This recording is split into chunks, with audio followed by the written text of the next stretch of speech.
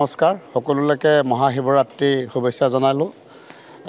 বিভিন্ন ঠাইত শিৱৰাত্ৰি আয়োজন কৰিছে। আমিও 1300 খ্ৰীষ্টাব্দতে নিৰ্মাণ কৰা স্বৰ্গদেৱ প্ৰতাপ সিংহই এই বালিঘাট শিৱ মন্দিৰটিত আমিও আজি শিৱৰাত্ৰি আয়োজন কৰিছোঁ।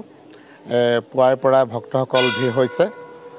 প্ৰবাদ আছে যে আমাৰ এই শিৱ মন্দিৰটিত যিসকলে সেৱা শুশ্ৰূষা কৰিবলৈ আহে তেখেতসকলৰ মনোবাঞ্ছা পূৰ্ণ হয়। দুদিনীয়া কাৰ্যসূচী আছে। ৰাতিলৈ এটা সৰু সাংস্কৃতিক সন্ধিয়াও আছে। আমাৰ এই শিৱদৌলটিৰ বিষয়ে এটি কথা কওঁ। নাগা পাহাৰৰ পৰা বৈ অহা যিখন দিখৌ নৈ, এই দিখৌ নৈখনৰ পাৰতে নাজিৰাৰ বালিঘাটৰ সোঁহাতেৰে আমাৰ এই শিৱ মন্দিৰটো স্বৰ্গদেৱ প্ৰতাপ সিংহই 1300 খ্ৰীষ্টাব্দতে নিৰ্মাণ কৰিছিল আৰু তেতিয়াৰ পৰাই ভক্তসকলৰ এতিয়ালৈকে লানি নিচিগা ভিৰ হৈ থাকে আৰু সকলোৰে মনোবাঞ্ছাৰে অনুষ্ঠানটোত পূৰ্ণ হয়।